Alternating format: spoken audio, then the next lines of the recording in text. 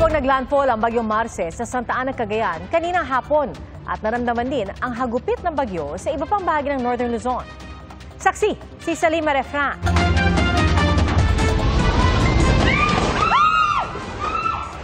Malakas na hangin at ulan ang nagpatumba sa ilang gamit sa stasyon ng pulis sa Santa Ana, Cagayan. Bahagyang bumigay ang kisame pati ang pintuan. Nagkalat ang mga debris sa paligid. Sa Santa Ana, naglandfall ang bagyong Marce 3:40 ng hapon kanina.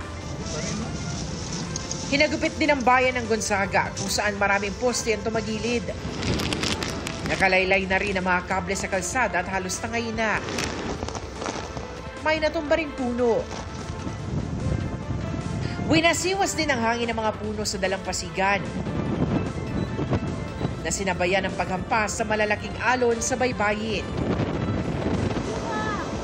Ang kalapit na mga bahay at paaralan, pinasok na rin ng daluyo. Talaga malakas naman ang alon, ma'am. Nakasanayan namin na dito, ma'am. Naglipara naman ang mga yero mula sa ilang bahay at isang establishmento. Malakas din ang ulan sa Kamalanyugan kaya halos umabot na sa katuturan Mabangok Bridge ang tubig. Sa ngayon, mahigit 5,000 pamilya ang nasa mga evacuation center pero may ilan pa rin na ayaw iwan ang kanilang mga bahay. Natatakot kaming iwanan tong mga bahay namin, ma'am. Nawala naman ang supply ng kuryente ang ilang bayan sa probinsya habang pahirapan naman ang komunikasyon sa Kalayan.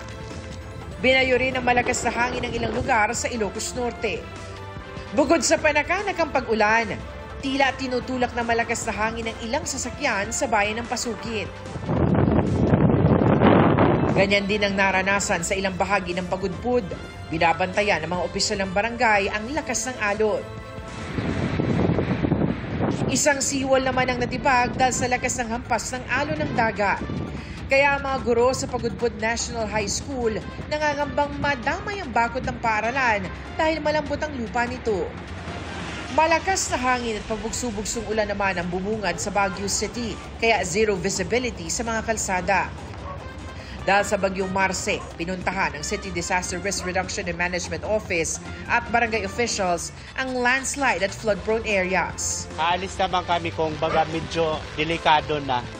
Nagabantay sa mga CCTV at Eye in the Sky sa Smart City Command Center ang City Hall.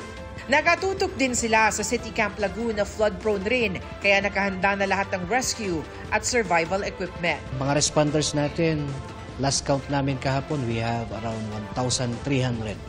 Yan. So composite na to from the Barangay Disaster Council, from our BCPO, from our fire, yan. Tapos may mga volunteers din tayo. Sa kabila ng mga pag-ulan, bukas ang Baguio para sa mga turista. Bayad na po yung booking. Bayad na po yung bus, tsaka Airbnb. So, kahit po may bagyo, go lang. Dahil sa tuloy-tuloy na ulan na dala ng bagyong Marce at maging nitong nararanasan ngayon na makapal-kapal na fog, isinara na itong bahaging ito ng Cannon Road. May mangilan-ngilang mga pinapayagang mga motorista pero kinakailangan sila ay mga residente ng Baguio City. Inaabisuhan ng lokal na pamahalaan ng mga motorista na aakyat ng Baguio na dumaan na lamang ng Nagilian Road o di kaya ng Marcos Highway. Kasi nga may problema nga dun sa foundation pa. Tinetest pa nila yung foundation. Pag siguro in 2 weeks, pag nakita nila na sturdy na siya, matibay na, then we're going to allow yung passage na rin ng mga visitors. Sa Binloc, Dagupan City, gumuho ang dulong bahagi ng Tondaligan Baywalk dahil sa lakas ng alon. Bawal munang pagligo sa baybayin malapit dito. Sa ngayon, planong maglagay ng steel sheet pile para mas maging matibay ang kanilang seawall protection. Para sa GMA Integrated News, ako si Salima Refran, ng inyong saksi.